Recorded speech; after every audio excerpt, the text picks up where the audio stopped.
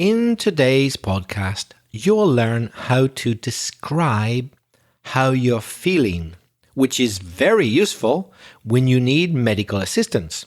It's no fun when you're sick, but it's worse when you can't explain your symptoms so that the doctor can treat you. We'll try to put that right in this episode of Aprender Inglés with Reza and Craig.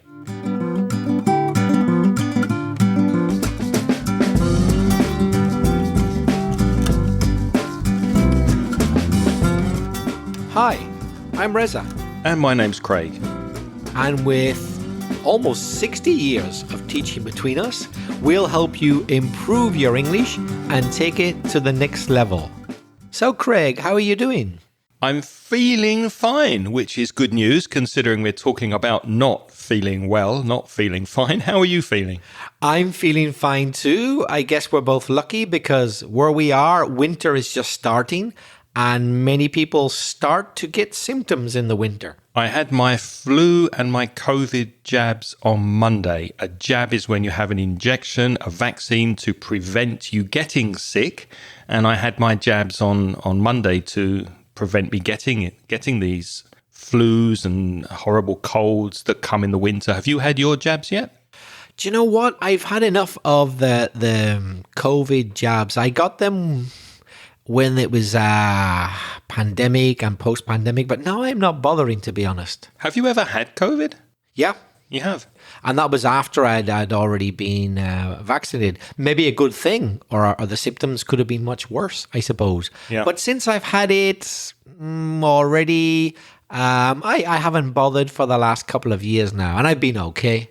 I don't know many people in the last year or two who've got it, do you? I know a few people, yeah, and I think the inspiration for today's episode from a good friend of the show, Walter, I think he might have had COVID. Let's hear what he has to say.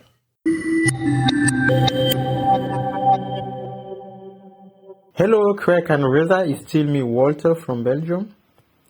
First of all, I would like to say that I am really glad to know that you haven't been affected by floods and you are doing well. So now I can relax. Secondly, I would like to recommend you to make an episode talking about sickness, illness, because 2 months ago I went to Norway for visiting the country and some companies. The first day was wonderful. The landscape was amazing, very colorful. People's was really attractive. But the second day was a disaster because I got ill. It was really serious. It might be necessary to go to hospital, but I was upset because I was not able to explain how I feel on my body. I had 6 symptoms, such as my head was hurting me.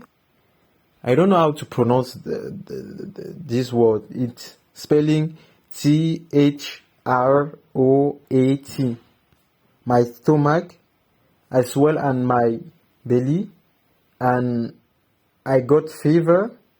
I have not taken the test, but I think that I had COVID-19 because I was extremely tired and it was really difficult to, I don't know how to say that, when everyone needs that to be alive, when the air gets into your body and outside, it was difficult to me to have hair.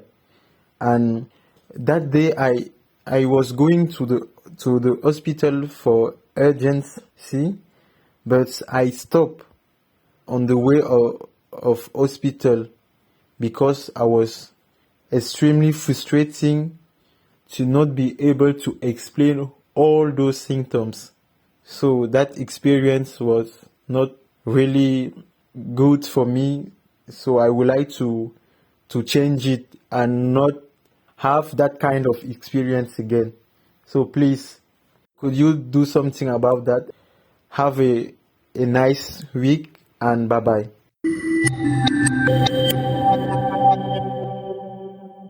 Thank you for your message, Walter, and your kind words at the beginning. And I'm really sad, and it's unfortunate that happened to you while you were in Norway. You started your message by saying it's still me. I think it's better to say it's me again. So, hi, it's Walter, it's me again, and then tell us your message. Reza, did you notice anything that Walter can improve? Yes, it was an easy message to understand, but there were mistakes that we need to correct, Walter. You said, I would like to recommend you to make an episode about health. I hear that so often these days that it almost sounds right. Yeah. But it isn't right. It should be, I would like to recommend then you make. We don't use to. It's just the base form of the verb, you make, but without the to. So I would like to recommend you make an episode about health. No to.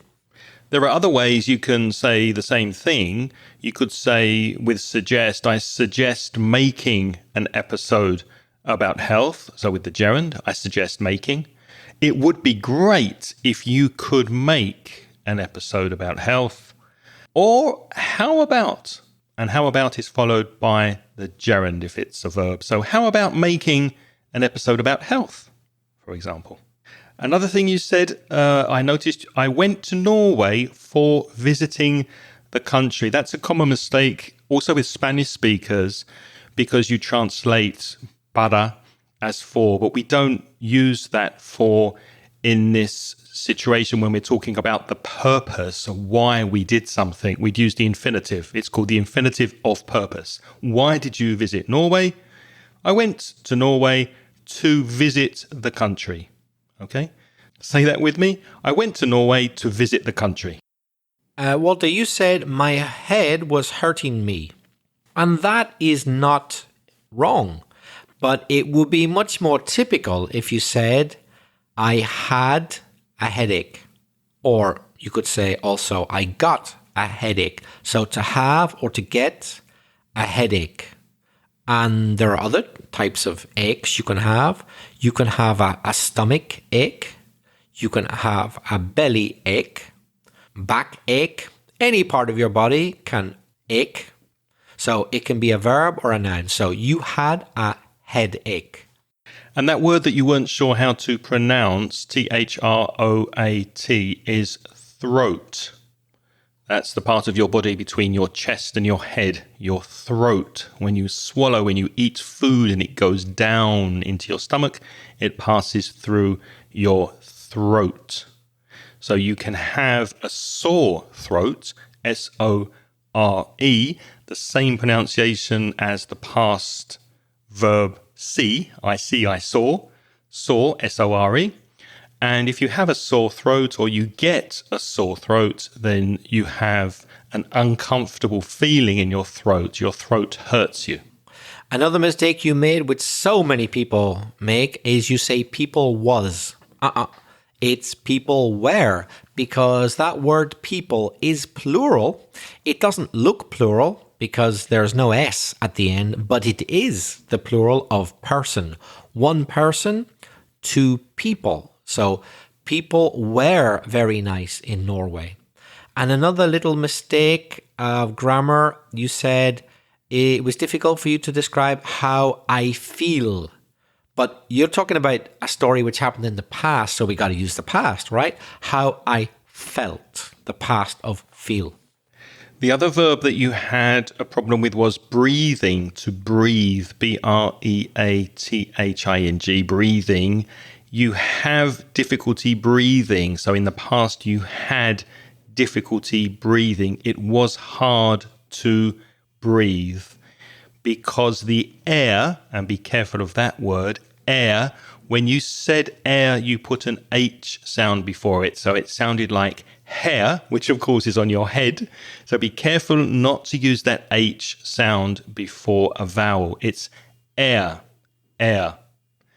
And the same pronunciation error I heard with illness. It sounded like illness. No, illness, no H sound, illness and air.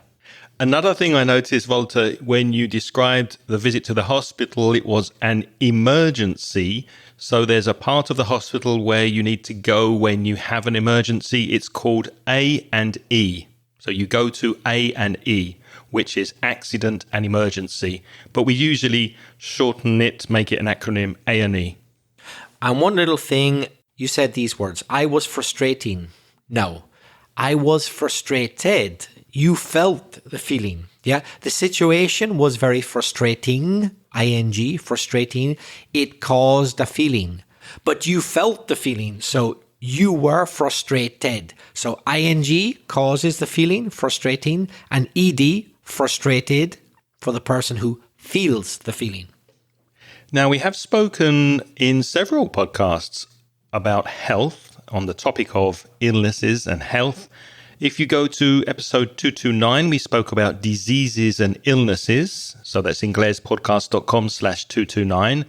At the chemist's or the pharmacy or the drugstore was episode 190. Again, inglespodcast.com/190. Alternative medicine was episode 126. And getting sick, going to the doctor and describing pain was episode 107, inglespodcast.com/107. All of those links are in the show notes for this episode, inglespodcast.com/546. So let's go to some vocabulary that we hope will be useful for the unfortunate circumstance of having to go to the doctor or hospital and describe sickness and illness. Now, I must warn you, Reza, I do have some doctor jokes prepared for this episode, so I apologize in advance for my terrible jokes that will be said on this episode, with your permission, of course. Yes, you can't beat a good old-fashioned doctor joke. Well, let's start with a word which I think you'll find interesting as regards pronunciation. Let's get Craig to say it first, because his version is going to be closer to what the Oxford English Dictionary says, I reckon. Well, you used this word before, and it was ache. Is that how you say it? Well, I try to when I'm speaking in classes, but sometimes my natural Belfast accent takes over. And in Belfast, that word comes out as ache. Ache. Ache. Well, right. Interesting. Ache. So I had an ache in my back. Ache. And an ache is a continuous dull pain. So it's not a sharp pain. It doesn't stab you, but it's there and it's constant. It's an ache. As Reza said before, a headache, a backache, earache, for example, a toothache. You need to go to the dentist. And for example, I have a slight ache in my lower back after lifting some boxes. Now, at the beginning of this podcast, I said it wasn't 50, but in fact 60 years that Craig and I, between us, have experienced teaching English. And that probably explains why I have some obsessions which people who aren't teachers probably don't understand. I have a favorite mispronounced word in the whole of English language, and it is stomachache. I love it when people say estomachache. I love that. I so love that mispronunciation. So when a Spanish teacher, first of all, they put the eh. So Spanish people don't say stop when they mispronounce. They say stop. So they say ch instead of ka. So they say estomachache. I love that word. To me, it makes me think of an ancient South American tribe which never existed, but they should have. The stomachaches. Yeah, there was the Aztecs, the Incas, and the estomachache. But no, the correct pronunciation is stomachache. But please continue to mispronounce that word, because I love hearing it. No, don't tell our audience to mispronounce words, Reza. Come on. Do you know my favorite mispronounced word that my wife always says? What? She mispronounces octopus. How did she say it? Octopussy. Really? I love it. It's lovely. Oh, like the James Bond film. Octopussy. Yeah. Yeah. Fantastic. Stronger than an ache. Stronger than an ache is a pain, a strong, unpleasant feeling that you get when you injure or hurt yourself, or if you have a bad illness. You can also speak about mental pain. It can be suffering that's caused by a trauma. But if you go to the doctor, probably, if the doctor's not a psychiatrist, probably you're talking about some injury. Maybe you've twisted your ankle, for example. You can describe a pain as being a stabbing pain. So stabbing becomes the adjective. And if you take a knife and you stab yourself, you can imagine how severe and how sharp that pain would be. So a stabbing pain in your ankle or in your chest, for example, could be a symptom you need to describe. So ache, we said, was a noun or a verb. Pain is a noun. The next word is an adjective. It's sore, S-O-R-E. And it means painful. So put the suffix full after the word pain, painful, or aching. Put the suffix ing after the word ache. So sore is a synonym for painful or aching. And if something's sore, it's very often due to inflammation. So a typical sentence you might hear to describe a symptom could be, my throat is sore and it hurts when I swallow. To swallow is when you go, when you have food in your mouth or liquid and you want it to go down into your stomach, you swallow. Very often, if your throat is inflamed, you might say you have a sore throat. Reza, I went to the doctor last week because I wanted some help to try to lose weight. And he put me on a whiskey diet. I've lost 3 days already. Very good. Sorry. Doctor, I have a problem. Everybody keeps ignoring me. Next. Yeah, you know it. It's an old one. Oh, what about Doctor, I have this strange mental condition. I keep thinking I'm a dog. So? The doctor says, well, sit down on the couch and we'll talk about it. No, I'm not allowed. You're not allowed on the furniture? No. Doctor, I'm a kleptomaniac. I can't stop stealing things. Well, take these pills, and if it's no better in a week, bring me a flat screen TV. What? One more. It's a really silly one. Doctor, my wife is too embarrassed to come. She when she has an orgasm? No, not that type of come. Just to arrive. To go to the doctor. Yeah, she's too embarrassed. Yeah, if your wife had that problem, that could be much worse. Yeah, my wife's too embarrassed to come and see you. But let me describe her symptoms. She keeps thinking that she's a hen. And the doctor says, oh, yes, it's very rare, but I know. Give her these tablets once a day. Come back after a week and tell me if she's feeling any better. A week later, the man comes back. And he says, well, is she cured? Yeah, she's cured. Well, you sound really sad. Didn't you want to cure her? He said, yeah, she's completely cured. Well, what's the problem? I really miss the eggs. Oh, no. I miss the eggs. Terrible.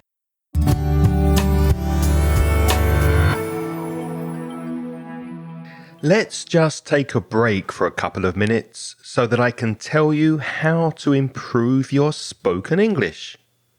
Now, if you need to speak more confidently and effectively, if you feel nervous and get stuck sometimes when you need to speak in English, I think my conversation fluency course can help you. You'll be speaking on Zoom with me and a small group of lovely, motivated students, and together we'll help you take your speaking to the next level. Does that sound good? If it does, send me an email for more details to Craig, C-R-A-I-G, @inglespodcast.com, and I'll let you know about prices, dates, and more details about the courses. It's great that you listen to this podcast, and I really hope we're helping you to improve your English. But in my opinion, you need to be proactive and take your spoken English one step further if you want to communicate effectively in English. So send me an email, Craig @inglespodcast.com, and I really look forward to seeing you on the inside. Thanks for listening. Now, let's get back to the podcast.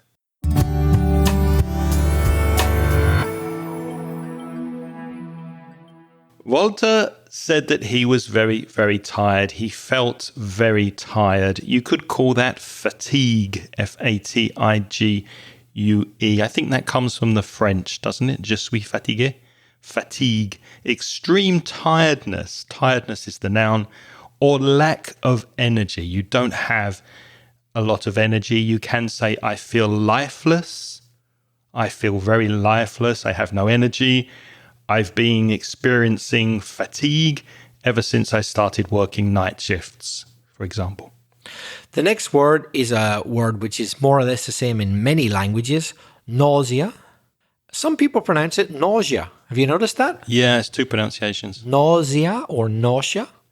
And it's the feeling of wanting to vomit.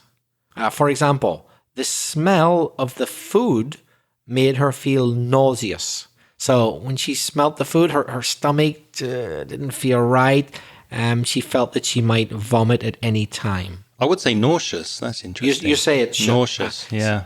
See, I say nausea, you say nausea, right? Craig and I pronounce it differently. Yeah, both pronunciations are accepted. And to vomit, if you want a phrasal verb, that is to throw up. So I feel like I want to or need to throw up, to be sick, to vomit. Dizzy is another symptom. Dizzy, D-I-Z-Z-Y. That's when your head spins. Imagine you've drunk too much wine and you stand up quickly. You feel unsteady on your feet. You feel light-headed, that your head is very light, to feel light-headed and unsteady. For example, I stood up too quickly and felt dizzy for a moment. My head was spinning. That sometimes happens when you have very low blood pressure, for example. We should say at this stage that we are not doctors and we are not trying to be doctors or give medical advice. We're only helping you with some vocabulary here. Now, Reza, where does this song come from? Greece. Saturday Night Fever? I haven't said it yet. Saturday Night Fever. I always get them confused. What were you thinking of? Saturday Night Fever? Greece? It's Greece. I know what you're going to say. What am I going to say? I got chills, they're multiplying. Exactly. I'm losing control. I'm a mind reader. Now, if you've got chills, C-H-I-L-L-S, that's a feeling of coldness. You feel cold, and it's often associated with fever.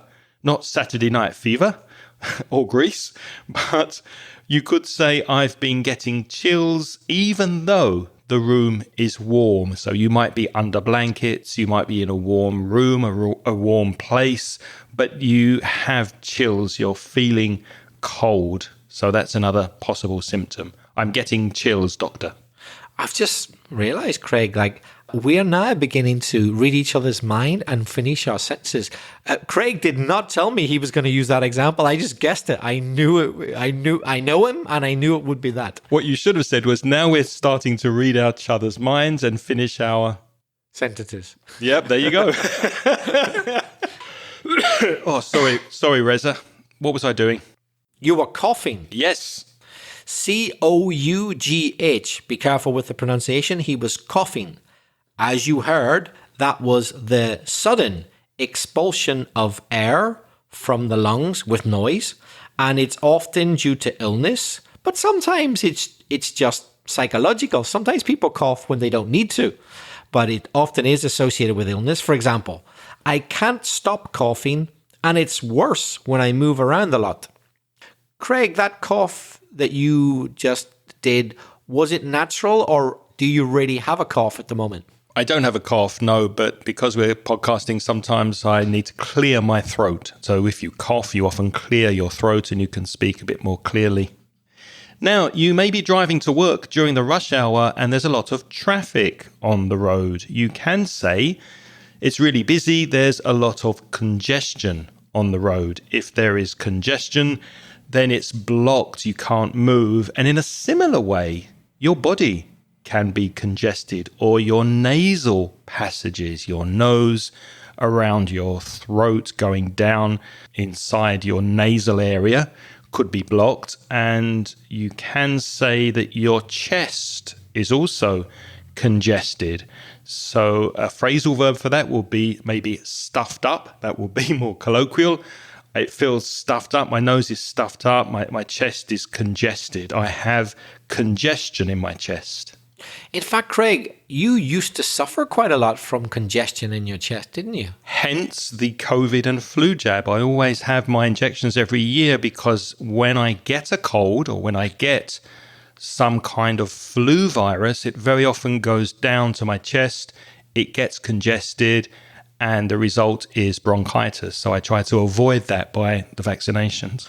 And whenever that happens to you, when you get the congestion going into your chest, then do you get a chesty cough? Yes, a chesty cough and a very, very bad congestion in the bronchial area and in the chest. Because, if you have a cough, but it's not too bad, the sound mostly comes from your throat. But if in Craig's case, you get congestion in your chest, then you have what's called a chesty cough, which is more severe. The next word is fever. When I tried to guess Craig's song, I wasn't sure if it was Grease or Saturday Night Fever. I get them confused because they both star John Travolta. I think that's the reason why. A fever, as I'm sure a lot of you know, is a body temperature higher than normal. And people often use it in the collocation to run a fever. In British English, people used to say more temperature. And still some people do. I have a fever, I have a temperature. Obviously, you always have a temperature, yeah, because even 0 or -10 is a temperature, right? But when a British person says that someone has a temperature, they mean an unusually high temperature. It's elevated, yeah. So, for example, you could say, I had a fever of 39 degrees and needed to rest. Or some British people might say, I had a temperature of 39 degrees and needed to rest. Yeah, 39 degrees is too high, isn't it? That's definitely a fever. Now, if you have excessive gases in your body, you could say that you have wind. And when I went to the doctor last time and I said, have you got anything for wind? He gave me a kite. Our next word is rash, R-A-S-H, which appears on your skin, and it's a red area that looks very irritated, and it's important not to scratch a rash. Well, that's not easy to say, to scratch a rash. If you scratch, you use your fingernails to try to alleviate or get rid of the itching on your skin. So you can have rashes due to allergies, for example, and the phrasal verb that you would use with rash is to break out in. So to break out in a rash, you can say, I have a rash on my upper arm. It really itches. I need to scratch it. It's spreading. To spread is to go to different areas of your skin, of your body. You can say it's spread to my chest. It's spread to my legs, etc. And the word upper is quite useful when you're describing symptoms because you can divide your arm or your leg into two regions. So your upper arm is the bit of your arm between the shoulder and the elbow. And then the bit from the elbow to the hand would be the lower arm. So upper and lower are quite useful adjectives as well. Craig, are you rash? Am I rash? It depends on what I'm going to do. I understand that to mean, do I make instant decisions without thinking it through? That's right. So there's another word, rash, but it's nothing to do with symptoms. It's an adjective. If a person is rash, they are not rational and they're too impulsive. But a rash is what Craig just described, the medical symptom. Yeah, don't make rash decisions is a common collocation, isn't it? Bruise is our next word, B-R-U-I-S-E. Be careful of the pronunciation. It's bruise. Say it with me. Bruise. It's the noun and the verb, to bruise, to have a bruise. And it's an injury that it appears discolored on top of your skin, but it's actually something that happens under the skin. I think it's broken blood vessels under the skin, and you can see it. You can see it on your skin. And this often happens when you have an impact to your body or a blow. Imagine you're playing football and you fall over. You can bruise your ribs, for example. You can knock your arm or go past some furniture, hit your leg, hit your arm, and then the next day it looks a different color. So it's mauve or it's even yellow, or it just changes color because the blood vessels have changed under the skin. So an example sentence here, I fell over while playing football and I think I bruised my ribs quite badly. It hurts when I breathe. So bruises, that's when you damage part of your body by knocking it or hitting it or impacting it with something. The next word is a very useful word, very important word, swollen. S-W-O-L-L-E-N. It in fact is the past participle, the third part of the verb, to swell, swell, swole, swollen. So past participles are often used as adjectives. So it means enlarged or puffed up due to inflammation. You could also say inflamed. For example, my ankle is swollen. It's larger than normal. I twisted it while playing tennis, and I think I've sprained it. So it's swollen. There's inflammation around it. Doctor, I've swallowed a €50 note. Well, take these and we'll see if there's any change in the morning. Sprain is our next word, S-P-R-A-I-N, which is an injury in a joint caused by a sudden movement. And when I say joint, that's maybe where your foot connects to your leg or where your lower arm or your forearm connects to your upper arm. That's your elbow. So that's a joint in the body. That was beginning to sound like a song. The knee bone's connected to the hip bone. The hip bone's connected to the leg bone. And the hip bone connected to the leg bone. Remember that song? Yeah. In the name of the Lord. Yeah. So where was I? Sprain, to sprain. It's a verb and a noun. You can have a sprain. The adjective is sprained, ed. So a sprained ankle or a sprained wrist is fairly common.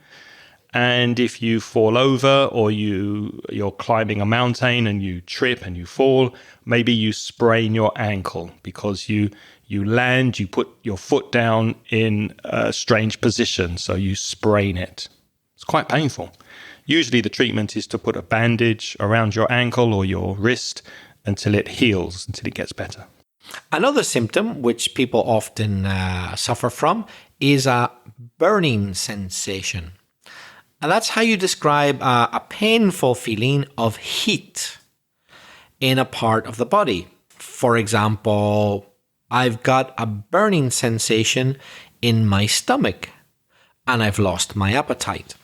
You can also have a burning sensation in your throat, in any part of your body where there's a muscle because you've damaged it. Anywhere really can suffer a burning sensation. Our next expression is tingling, Tingling. Remember, you can see all of these words, the vocabulary and the definitions in the show notes to this episode. Go to inglespodcast.com/546. To tingle, or a tingling sensation, that's a feeling that you often get in your limbs, your arms, your legs, your limbs. It's a slight prickling or a stingy feeling. If you sit too long in one position without moving, sometimes you move and you get that tingling feeling in your limbs, in your legs, in your arms. And it can feel like pins and needles. Obviously, pins and needles are very sharp. Imagine if you're poking or putting pins and needles into your skin, that could describe the feeling or the symptom as well. So you could say, doctor, it's like pins and needles, or it's a tingling sensation. Now, tingling is possibly a serious symptom, but an even more serious symptom would be numbness. I'd better spell that. N-U-M-B, that's the adjective. And then if we add the suffix nes, we have the noun numbness, and that is the absence of sensation or feeling in a part of the body. So tingling is a slight feeling of stinging, but numbness is no feeling. For example, if you said, I can't feel my feet, they've gone numb. So you stand on your feet and normally you can sense that you're standing on it. But imagine you stand on your feet and you can't feel anything. You won't be able to walk then. So numbness is a very serious symptom. Doctor, I'm shrinking. I'm getting smaller every day. I'm sorry, sir. You'll have to be a little patient. A little patient. Very good. Very good. They're getting worse. Shortness of breath is when you have difficulty of breathing. So that's another thing you could say to the doctor. I'm experiencing shortness of breath. It's difficult breathing. I think that was what Walter was trying to describe. The air comes in and then leaves your body. That's when you're breathing. And if it's difficult, then you're suffering from shortness of breath. For example, I get short of breath after climbing the stairs. I have trouble breathing. Another common symptom, which many of us get regularly, you may or may not have to go to a doctor. There could be a simple explanation, or it could be more complicated. That's an upset tummy. So upset means bothered, molested, not right. And your tummy, T-U-M-M-Y, is a colloquial way of saying your stomach. But we like this collocation. You could say an upset stomach. You could say that. But it's very, very common to put the words together, upset and tummy. So it's when your stomach, your tummy doesn't feel right. Or it may also be kind of a euphemism, a nice way of saying you have diarrhea. To get the shits. That's don't say that to your doctor. Nice way of saying it. Yeah, don't say that to your doctor, but you can say that to your friends. For example, this is true for me. Eating a lot of seafood always gives me an upset tummy. You could have the sweats, S-W-E-A-T-S. Now, you may know the verb to sweat when you do sports, when you run. If you're too hot, then you sweat. I'm sweating. But if you have the sweats, that means you have excess perspiration. So that could be a symptom that you have. For example, I wake up sweating in the middle of the night and I can't get back to sleep. I feel very restless. I get the sweats. Craig, you know what the difference is between men and women? No. Men sweat. Ladies perspire. Oh, that's true. They do. Yes, they do. Sounds much more sophisticated to say perspire because it's more formal. It doesn't sound as bad as sweat. Oh, I found a special joke for you that I think you'll like, but you may have to explain it to the listeners. Doctor, I think I've got subjunctivitis. Don't you mean conjunctivitis? Would that it were, doctor. Would that it were. Very good. I do like it. Can you explain that? So subjunctivitis doesn't exist, but it's a play on words. It sounds like conjunctivitis, when you got trouble with your eyes. But I guess this means trouble with using subjunctives as an indicative and subjunctive verbs. And in the phrase, would that it were is a subjunctive. So this person has subjunctivitis. That's very much an English teacher's joke. I thought you might like that. Yeah. Stiffness. If something is stiff, it doesn't move very easily. So if you have stiffness in a part of your body, then it's difficult to move that joint or that muscle. You can have a stiff neck, for example.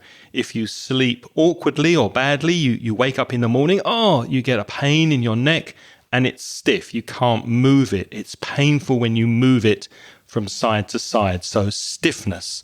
I have some stiffness in my leg or stiffness in my neck, etc. Now, hot flushes is a thing which men or women can have, but it is more associated with women.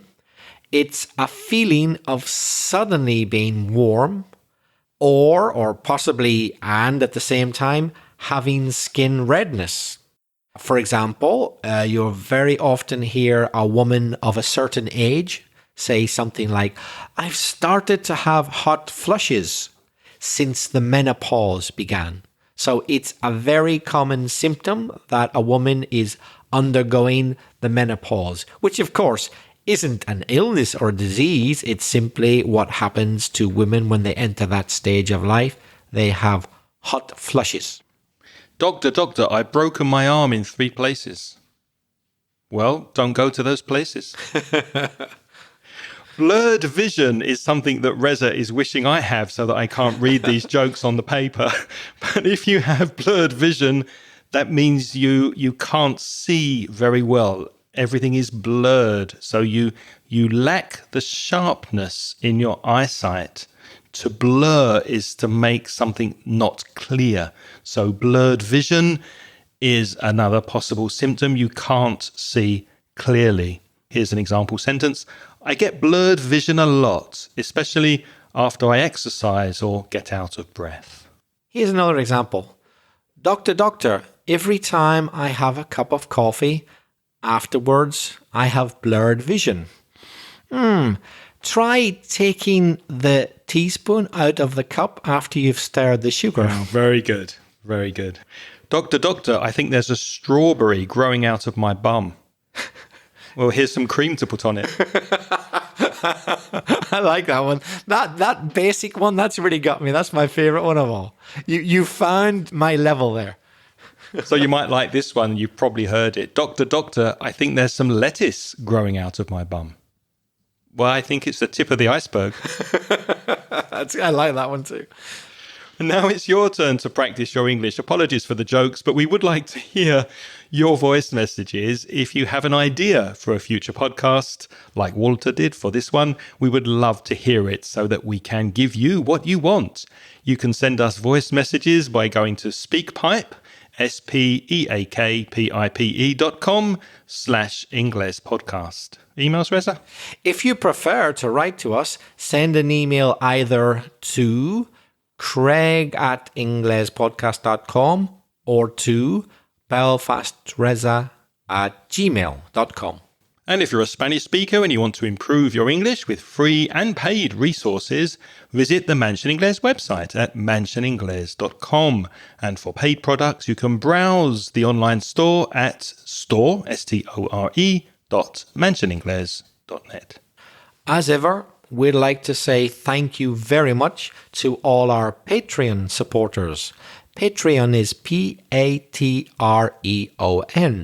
It's a program whereby you can donate money if you like. And as a way of saying thank you for your donation, we will give you access to the audio transcriptions of the podcast every episode. We've been doing that for a while now, but as a new additional incentive, you'll also get the chance to have a live Zoom chat so that you can practice speaking your English. If you're interested, have a look at the link in the show notes. It's patreon.com/Ingles podcast. Unfortunately, we don't have time to thank every one of our lovely Patreon supporters, but we will say hello and welcome to the latest supporters who have joined us this month. And they are Ricard Sampere, Azucena de la Cruz, Maria Rosa Lara Jimenez. Thank you to you and to all of our lovely Patreon supporters. What's next week, Reza? In the next episode, we'll be speaking about daily routines. I look forward to that. And until next Sunday, keep well, stay healthy. Thank you for joining us this week, and we'll see you soon. The music in this podcast is by Pitts. The track is called See You Later.